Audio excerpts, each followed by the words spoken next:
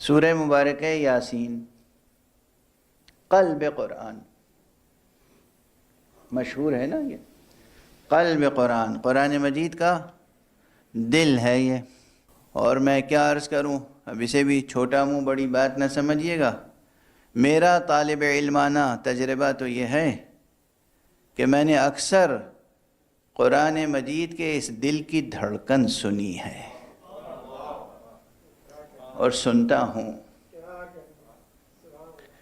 قرآن مجید کے سورہ بہت عظیم الشان سورہ ہے، اور درخواست بھی کر چکا ہوں ممبر سے متعدد بار کہ اس سورہ مبارکہ کو کم از کم ایک مرتبہ روزانہ نماز صبح کے بعد ضرور پڑھنے کی سعادت حاصل کیا کریں۔ ایک صلوات پڑھ دیجیے۔ اب یہ بجائے خود ایک سوال ہے کہ اسی سورہ کو قلب قرآن کیوں کہا گیا؟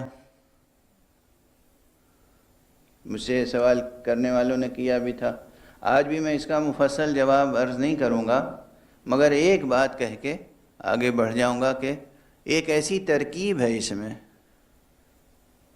ایک ایسی ترکیب ہے جو پورے قرآن مجید میں اس سورہ مبارکہ کے علاوہ کہیں اور نہیں ہے۔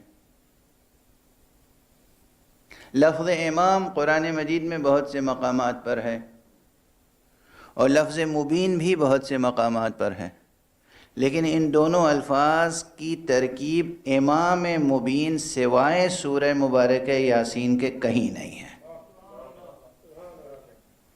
اور جہاں امام مبین ہوگا وہیں قرآن کا دل دھڑکے گا، کہیں اور قرآن کا دل نہیں دھڑک سکتا۔ بسم اللہ الرحمن الرحیم۔ یاسین والقرآن الحکیم انک لمن المرسلین علی صراط مستقیم تنزیل العزیز الرحیم لتنذر قوما ما انذر آباؤہم فہم غافلون۔ یہیں پہ ٹھہر جائیے۔ عام طور پہ کیا ترجمہ ہے اس کا؟ یاسین تو خیر خطاب ہے، اب اس میں بھی جو اختلاف مفسرین کا ہے وہ اپنی جگہ ہے کہ یاسین جو ہے وہ دراصل دو حروف مقطعات ہیں، یا اور سین، تو اس کے معنی کوئی نہیں جانتا سوائے اللہ کے یا اللہ کے رسول کے۔ یہ ایک قول ہے۔ ایک قول یہ ہے کہ یاسین دراصل خطاب ہے رسول اللہ صلی اللہ علیہ وآلہ وسلم سے، اور اس کے معنی یہ ہیں، مراد یہ ہے کہ اے سید و سردار اور اے انسان کامل۔ ٹھیک ہے، یہ ایک قول ہے۔ اس کے بعد کیا ہے؟ والقرآن الحکیم، قسم ہے قرآن حکیم کی، انک لمن المرسلین، بے شک آپ رسولوں میں سے ہیں، علی صراط مستقیم، اور آپ صراط مستقیم پر ہیں۔ اور اس کے بعد کیا ہے؟ یہ جو قرآن ہم نے آپ پر نازل کیا ہے تنزیل العزیز الرحیم، یہ کس لیے نازل کیا ہے؟ لِتُنذِرَ قَوْمًا مَا أُنذِرَ آبَاؤُهُمْ فَهُمْ غَافِلُونَ۔ عام ترجمہ یہ ہے کہ تاکہ یہ ہم نے قرآن نازل اس لیے کیا ہے تاکہ آپ اس قوم کو ڈرائیں جن کے آباء و اجداد کو نہیں ڈرایا گیا، اور اس لیے وہ غفلت میں ہیں۔ توجہ رکھیے گا۔ اور اس کے بعد کیا ہے؟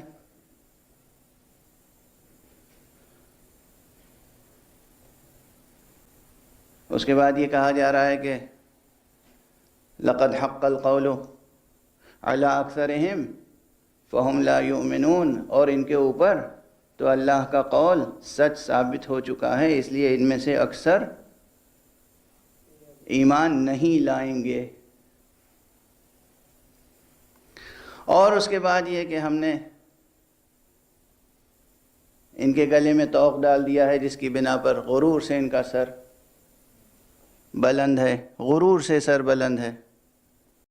اور پھر آپ اعلان کر رہے ہیں کہ یہ ان میں سے اکثریت ایمان نہیں لائے گی۔ بات دینیات سے تاریخ تک پہنچی۔ تاریخ اسلام میں مسلمان یہ کہتا ہے کہ فتح مکہ کے بعد اکثریت ایمان لے آئی، قرآن کہہ رہا ہے اکثریت ایمان نہیں لائے گی۔ تو بتائیے تاریخ سچی ہے یا قرآن سچا ہے؟ بڑا سوال ہے یا نہیں؟ تاریخ اسلام لکھنے والے مورخین کیا لکھتے ہیں؟ شروع میں جو کچھ درگیریاں تھیں، شروع میں جو مشکلات تھیں وہ تھیں ان کے نقطہ نظر سے، لیکن جب مکہ فتح کر لیا رسول اللہ صلی اللہ علیہ وآلہ وسلم نے،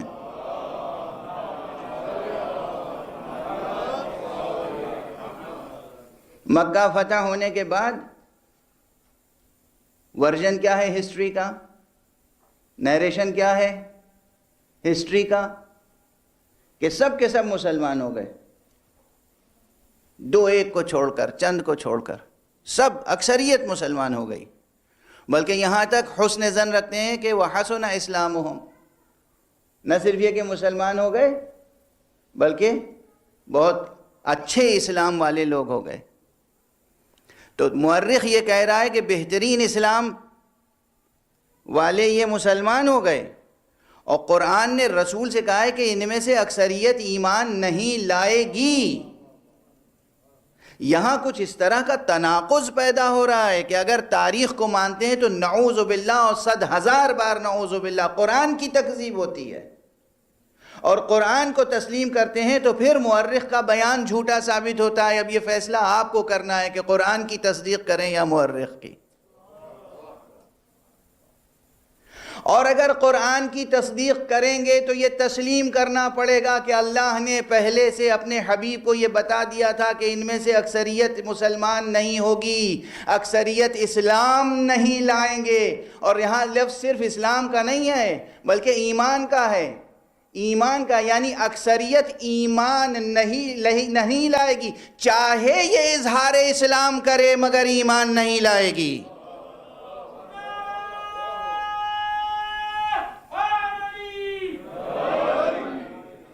چاہے یہ اظہار اسلام کر دے مگر ان میں سے، پھر بھی بات سخت ہے، سنگین ہے، مشکل مرحلہ ہے، چاہے ان میں سے اکثریت اسلام کا اعلان کر دے مگر ان میں سے اکثریت صاحب ایمان نہیں ہوگی۔ اور اب یہ بھی مجھ سے نہ پوچھئے کہ اسلام اور ایمان میں فرق کیوں ہے اور کتنا ہے، خود سورہ مبارکہ حجرات میں اور دوسرے مقامات پر جا کر قرآن مجید نے کہا کہ یہ یا رسول اللہ آنے والے آپ سے کہتے ہیں کہ ہم اسلام ایمان لے آئے، کہہ دیجئے کہ نہیں، تم غلط کہتے ہو، تم ایمان نہیں لائے ہو، ابھی تو ایمان تمہارے دلوں میں داخل ہی نہیں ہوا ہے۔ یہ سیاست مداروں نے اپنے انداز سے تاریخیں لکھوا دی، اور ہم لوگ تاریخ کے میدان میں چونکہ اجتہاد کا دروازہ بند تھا، کام ہوا نہیں زیادہ، نقل درنق ہمارے مجتہدین پروردگار ان کا سایہ برقرار رکھے اور ان کے توفیقات میں اضافہ فرمائے اور ان کو جزائے خیر عطا فرمائے دفاع اسلام کی۔ زیادہ تر فقہا نے احکام پر محنت کی کہ شریعت مسخ نہ ہو جائے، احکام سے متعلق جو آیتیں اور احکام سے متعلق جو روایتیں ہیں پوری زندگیاں اس میں صرف کر دیتے ہیں، اس کا راوی کون ہے، اس کی عبارت کیا ہے، اس زیر کا زیر زبر صیغہ ہر چیز، اور ہمارے یہاں احکام سے متعلق، تاکہ حکم الہی سمجھانا ہو تو ہم بتا سکیں۔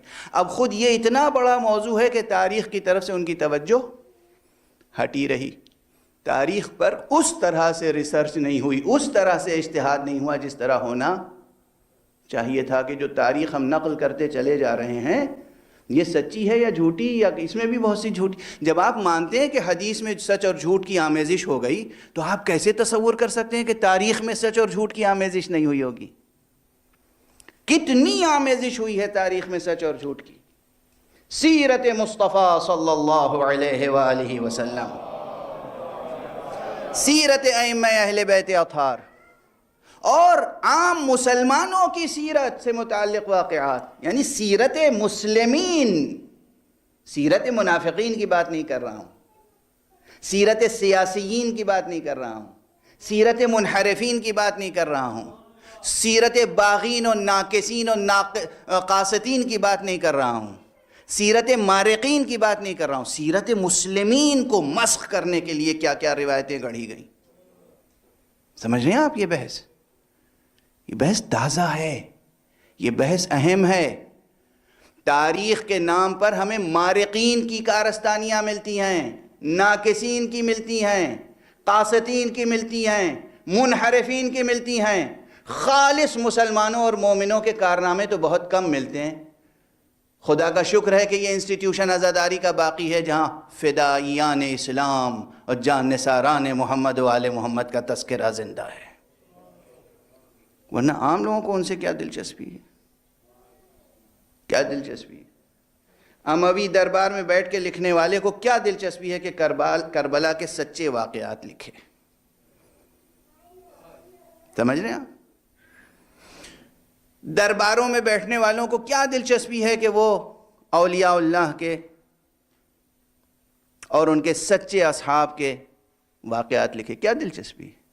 وہ تو اسے مسخ کریں گے، انحراف کریں گے، روایتوں کو توڑیں گے، مروڑیں گے، روایتیں گڑھیں گے۔ اگر آپ حضرات ایک صلوات پڑھیں تو میں ایک مثال اور عرض کر دوں آپ کے سامنے۔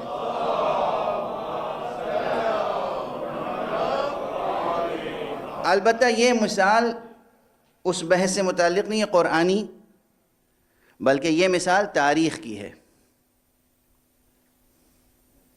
کل آقا امام حسن علیہ السلام کا تذکرہ نہیں ہو سکا تفصیل سے، آج بھی نہیں ہو پائے گا تفصیل سے، لیکن تمام معصومین اور بطور خاص امام حسن مجتبی علیہ السلام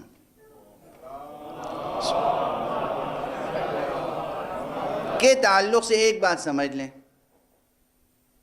یہ جو ورژن ہے نا کہ آپ نے صلح کر لی تھی اور اس کے بعد بس آ کر مدینے میں خانہ نشین ہو گئے اور پھر پوری زندگی عبادت میں گزار دی اور پورا نظام جو ہے وہ فلاں کے سپرد کر دیا، یہ سب پولیٹیکل فکشن ہے۔ ایک سائنس فکشن ہوتا ہے، ایک پولیٹیکل فکشن ہوتا ہے، سب پولیٹیکل فکشن ہے۔ اللہ کی طرف سے آنے والی حجتیں عافیت کوش نہیں ہوتی، وہ گوشہ عافیت تلاش کر کے اپنے جسم و جان کو چھپا کر بچا کر بیٹھتی نہیں ہیں، ان کی زندگی کی ہر سانس شہادت بدامہ ہوتی ہے، وہ تو ہر قیمت پر پوری انسانیت میں انقلاب لانا چاہتے ہیں، ہر قدم پر وہ انسانیت کی تربیت کرنا چاہتے ہیں اور اپنے ہدایت کے مشن کو چھوڑ کے بیٹھ نہیں سکتے کبھی، اور اسی لیے ان کا وجود سیاسی اقتدار کو کھٹکتا تھا ہمیشہ۔ اس لیے آپ سمجھیں، ایک مثال جو میں دینا چاہ رہا ہوں، وہ مثال یہ ہے، ہمارے تمام معصومین کو زہر دیا گیا یا تلوار سے قتل کیا گیا، کیوں؟ بظاہر عام طور پر جو شیعہ نریشن بھی ہے وہ یہ کہ امام تو معصوم تھے، اپنے گھر میں بیٹھے رہتے تھے اور ان سے سیاسی نظام کو کوئی خطرہ نہیں تھا، مظلومانہ شہید ہوئے۔ مظلومانہ شہید ہوئے یہ سچ ہے، مگر سیاسی نظام کو خطرہ نہیں تھا، یہ غلط ہے۔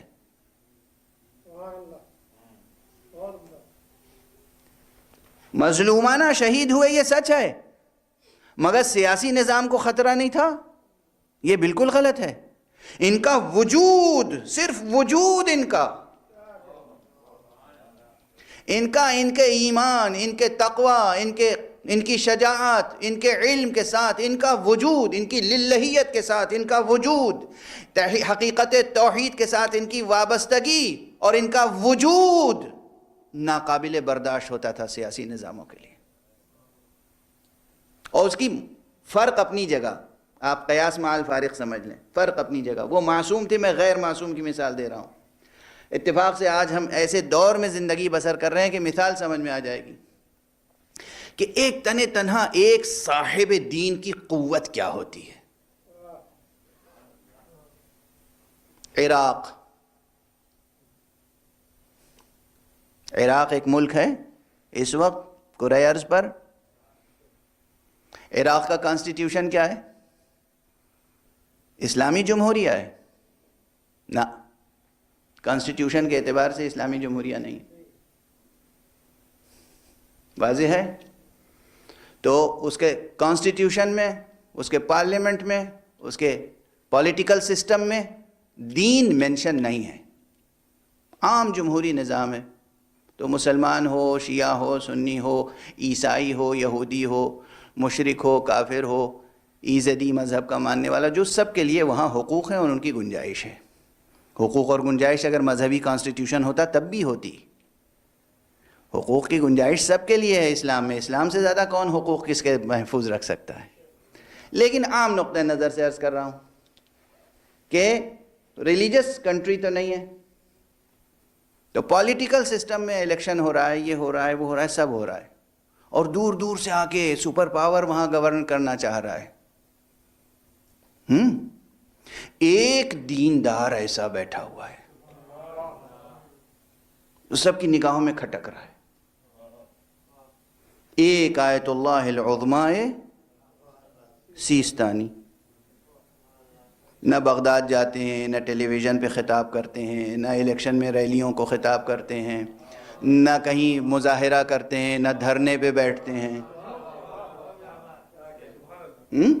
کبھی سنا ہے دھرنے پہ بیٹھے تھے، جلوس میں نکلے تھے؟ کبھی سنا ہے کہ انہوں نے 1 گھنٹے 1.5 گھنٹے کی ٹیلی ویژن پہ آ کے تقریر کی ہو؟ واضح ہے. ایک دیندار، ایک سچا دیندار مکتب اہل بیت کا،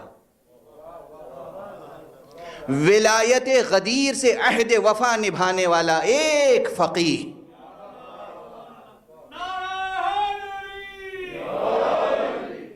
ولایت غدیر سے عہد وفا نبھانے والا ایک فقیہ، ولایت کربلا سے عہد وفا نبھانے والا ایک جری، غیب میں پوشیدہ ولایت سے عہد وفا نبھانے کا عہد رکھنے والا ایک مومن، ایک صاحب علم، ایک فقیہ. جب اس کی ہیبت یہ کہ جو کہہ دے تو کنٹری میں انقلاب آ جاتا ہے. بش سے لے کر، بش نے سب کچھ کیا عراق کے ساتھ، ان کا ایک جملہ محفوظ ہے تاریخ میں: کاش میں اس مرد الہی کو دیکھ سکتا قریب سے، کاش مجھے ملاقات کرنے کا موقع مل جاتا. کوفی عنان صاحب، اور ان کے بعد کوفی عنان نے بھی ان کو کوٹ کیا، لیکن اس کے بعد جو مجھے نام نہیں یاد آتے پولیٹیکل لوگوں کے، تو وہ ملنے کے لیے تشریف لے گئے. بان کی مون صاحب غالباً، وہ ان تنگ و تاریک گلیوں میں، پتلی پتلی گلیاں، نجف، وہاں ملاقات کے لیے تشریف لے گئے. کس کے؟ وہ ہیڈ آف اسٹیٹ ہیں، آغا سیستانی ہیڈ آف اسٹیٹ ہیں. آغا سیستانی کی کوئی پولیٹیکل پارٹی ہے، گورنر ہیں نجف اسٹیٹ کے. فقیر در اہل بیت، فقیر اللہ، فقیر، عارف، مجاہد، عالم، مومن، اور جیسا کہ میں نے کہا ولایت غدیر سے عہد وفا نبھانے والا. اس کی یہ ہیبت ہے. سعودی عرب کے جتنے مفتی ہیں وہ آئے دن سب و شتم کیا کرتے ہیں. سعودی عرب کی پوری طاقت لگی ہوئی ہے کہ یہ شخص ختم ہو جائے، درمیان سے ہٹ جائے. یونائٹڈ نیشنز کی نظر یہ جاتی ہے کہ پہلے جاتے تھے پریزیڈنٹ سے مل کے چلے آتے تھے، پرائم منسٹر سے مل کے چلے آتے تھے، اب نجف بھی جاتے ہیں حاضری دینے کے لیے، ان سے بھی زیارت کرنا ضروری ہے. ایک شخص دین کے ساتھ زندگی بسر کر رہا ہے جو عام اصطلاح میں غیر معصوم ہے، جب اس کی پورے ملک میں، پورے معاشرے میں، بلکہ پورے کرۂ ارض پر یہ ہیبت ہے، تو جب حسن ابن علی جیسا ایک معصوم موجود ہوگا،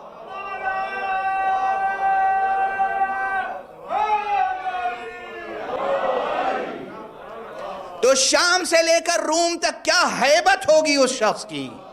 وہ بھی اس شخص کی جس کے لیے رسول نے کہا ہے حسن وہ ہے جسے اللہ نے میری ہیبت عطا کی ہے.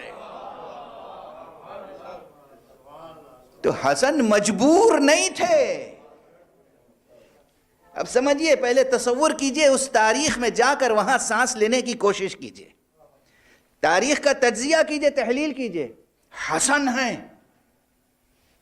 تو ایسا نہیں کوئی ایک عام فرد ہیں بس. حسن ہے یعنی اصل میں حکومت حسن کی چل رہی ہے. اس لیے جب تک امام حسن موجود رہے، باغی شام کی ہمت نہیں تھی کہ وہ اپنے بیٹے کی ولایت عہدی کا مسئلہ اٹھا سکتا. اور فرما رہے ہیں اب بھائی میں تو باغی شام ہی کہتا ہوں، اور اتنی اچھی دلاویز ادبی ترکیب ہے کہ اس پہ کسی کو اعتراض بھی نہیں ہونا چاہیے. ایک صلوات پڑھ دیجئے محمد و آل محمد.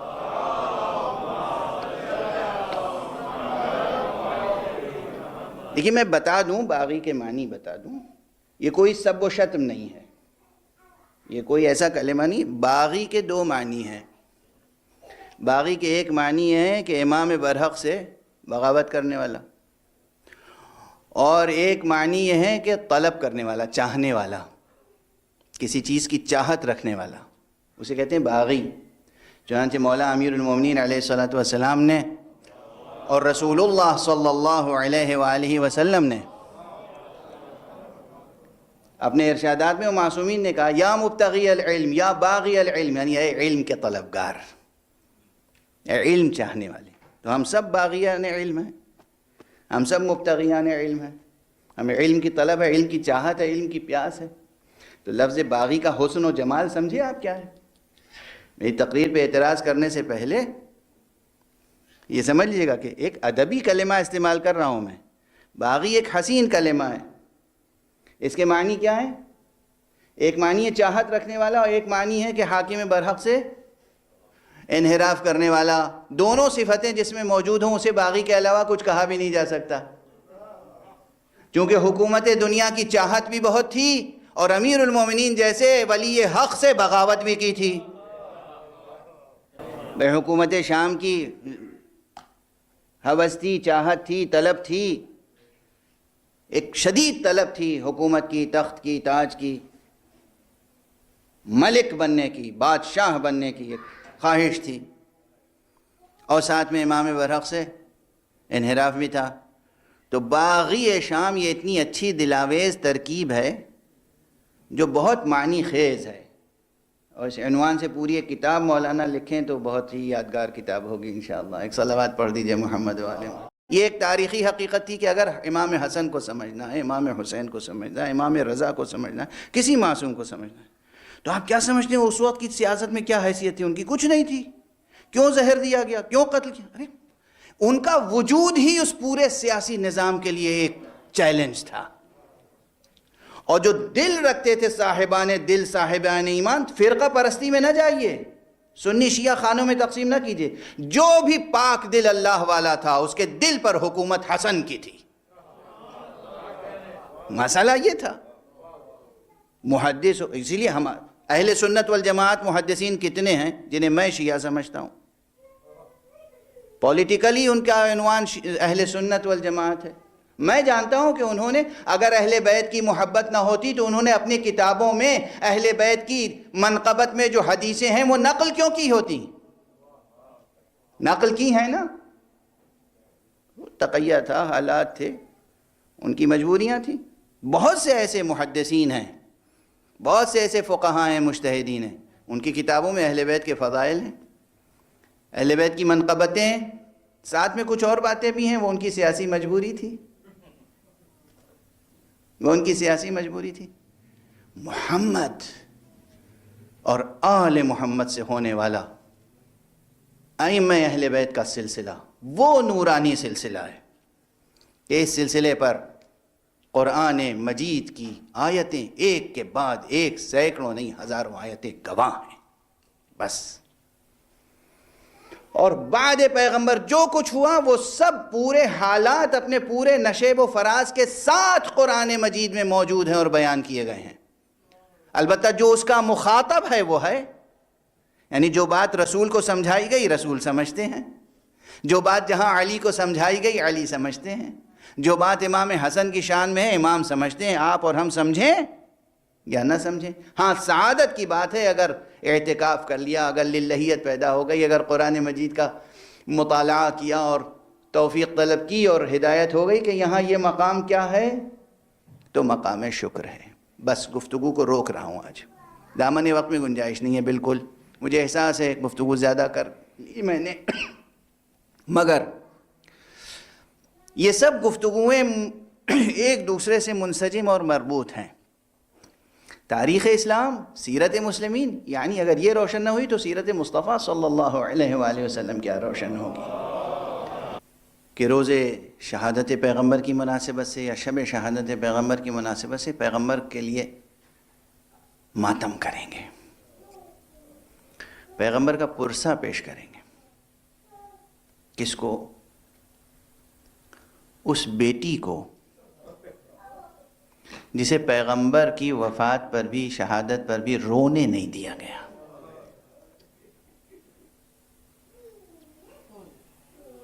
کیا المناک تاریخ ہے۔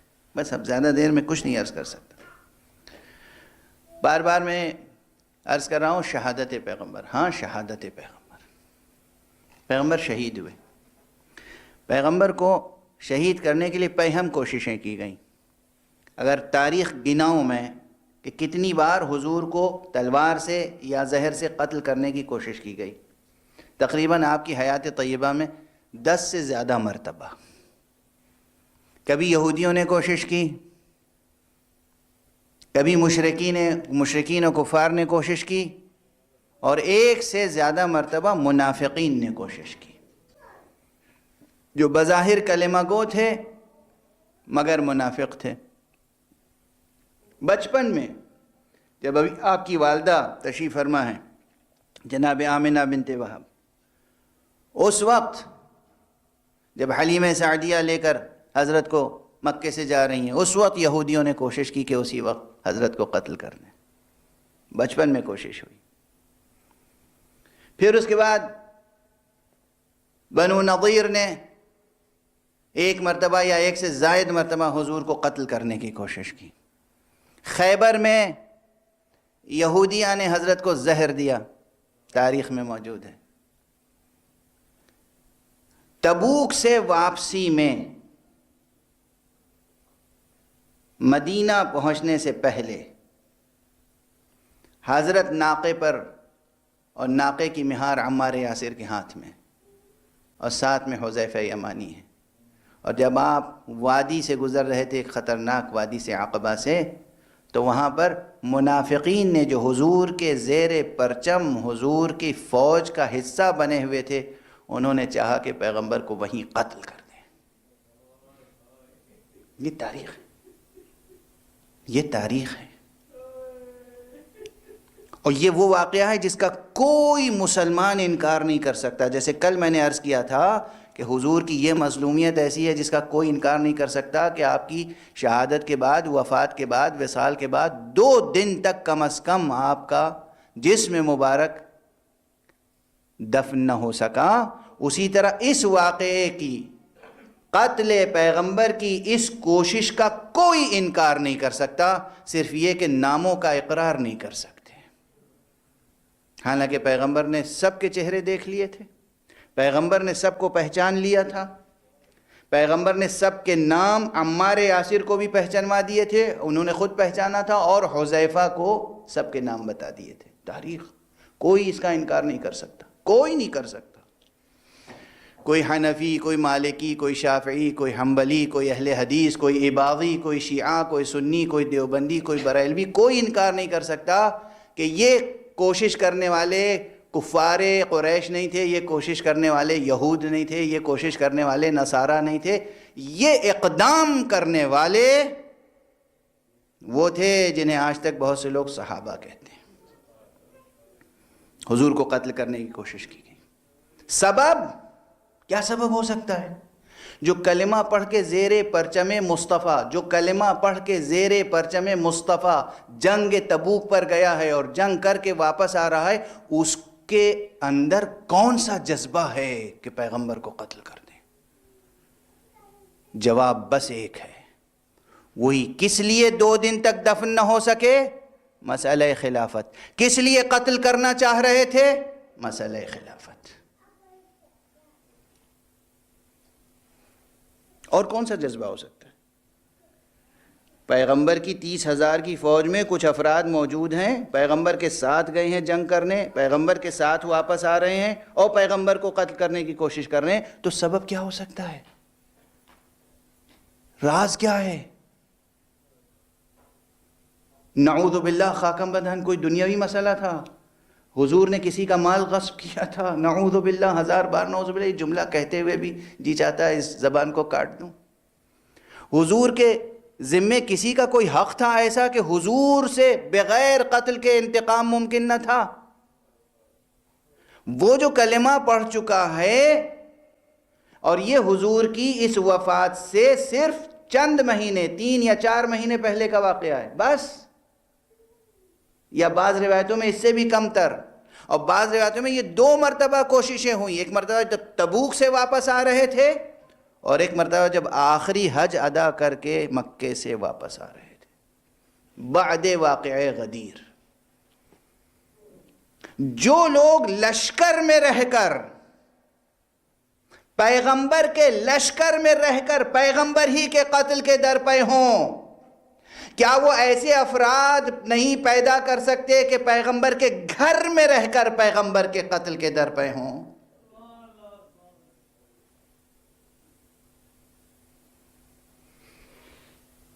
کچھ زیادہ ہی وضاحت سے تجزیہ کر دیا میں نے، اور یہ حق ہے۔ وہ لوگ جو پیغمبر کے لشکر میں رہ کر پیغمبر کے قتل کے در پہ تھے، انہوں نے کوشش کی کہ پیغمبر کے گھر میں رہ کر کسی کو آمادہ کیا جائے جو پیغمبر کو زہر دے دے۔ جس طرح امام حسن کی شہادت مکمل ہوئی، اسی طرح حضور کی شہادت مکمل ہوئی۔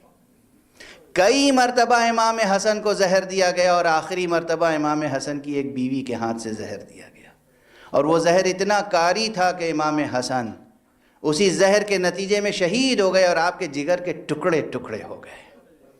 اسی طرح پیغمبر اکرم کئی بار آپ کو زہر دیا گیا، لیکن آخری بار جو زہر دیا گیا وہ زہر ایسا تھا کہ کارگر ہو گیا۔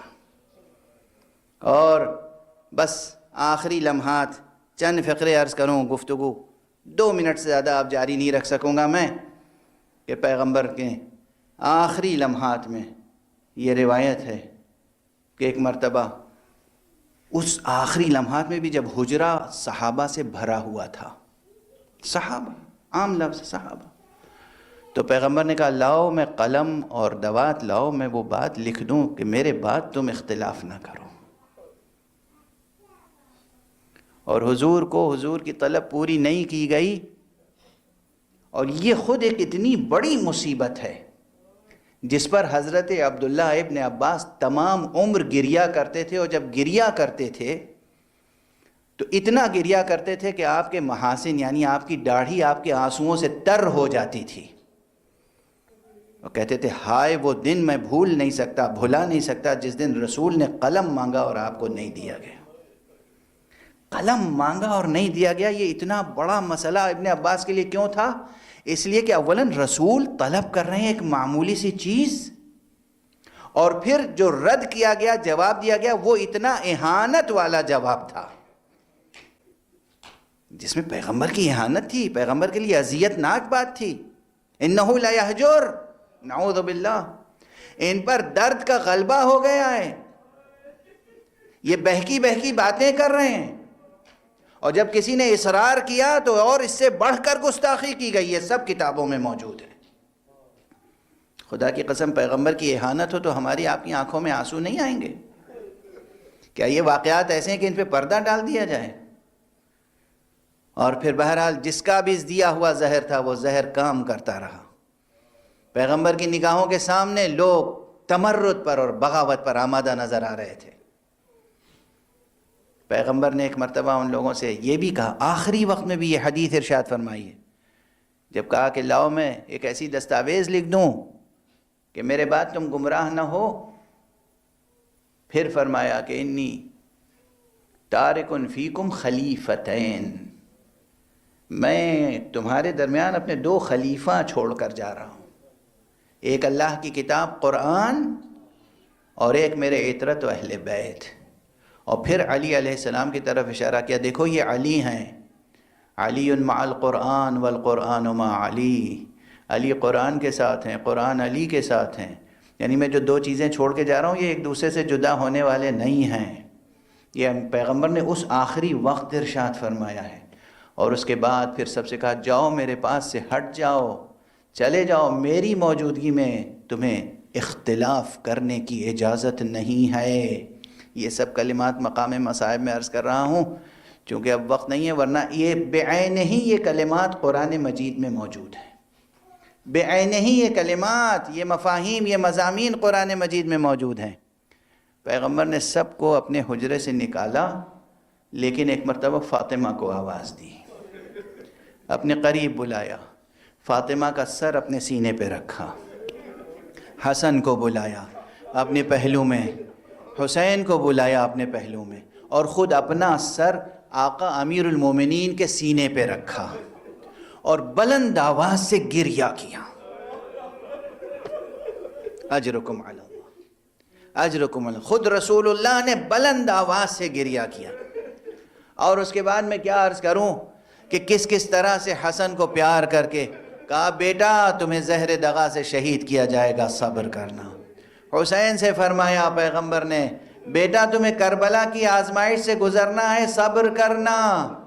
بیٹی جناب زہرا کو صبر کی تلقین فرمائی، اور خود سینہ مبارک علی ابن ابی طالب پر جب گفتگو کرتے کرتے ایک مرتبہ آواز رکی، او فاطمہ کی آواز بلند ہوئی، وا ابتا وا محمدا، اے میرے بابا آپ ہمیں تنہا چھوڑ کر چلے گئے.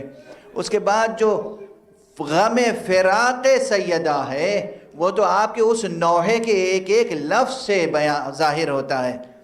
جب پیغمبر اکرم کی تدفین کے بعد بی بی قبر مبارک پر آتی تھیں تو آپ ایک نوحہ پڑھا کرتی تھیں، اور وہ نوحہ یہ تھا فرماتی تھیں کہ ماذا علی من شم تربت احمد، ماذا علی من شم تربت احمد ان لا یشم مد الزمان غوالیا، قل للمغیب تحت اطباق الثرى ان كنت تسمع صرختي وندائي صبت علي مصائب لو انها صبت على الايام صرنا لياليا. اے پردہ خاک میں پوشیدہ ہو جانے والے، اگر میری آواز پہنچ رہی ہے آپ تک تو بس یہ سن لیجئے آپ کے بعد مجھ پر وہ مصیبتیں پڑی ہیں کہ اگر روز روشن پر یہ مصیبتیں پڑتی تو وہ شب تار سے بدل جاتے. آپ بی بی فاطمہ کے حزن و علم کی گہرائی کا اندازہ کر سکتے ہیں. جب لوگ قبر میں دفن کر کے واپس آ رہے تھے، خدا کی قسم یہ جملہ بی بی کا میرے دل کو کاٹ کے ٹکڑے ٹکڑے کر کے رکھ دیتا ہے. جب واپس آ رہے تھے تو بی بی نے ایک ایک سے پوچھا کیف طابت انفسکم ان تحثوا التراب علی وجہ رسول اللہ، ارے تمہارے دل کیسے مان گئے، رسول اللہ کے اوپر کیسے مٹی ڈالی تم نے، کس طریقے سے رسول پر مٹی ڈال دی، اس آفتاب ایسے چہرے کو کس طرح سپرد لحد کر دیا، کس طرح سپرد خاک کر دیا. بس میں آخری جملہ اپنی طرف سے فریاد میں عرض کر رہا ہوں تعزیت پیش کرنے کے لیے.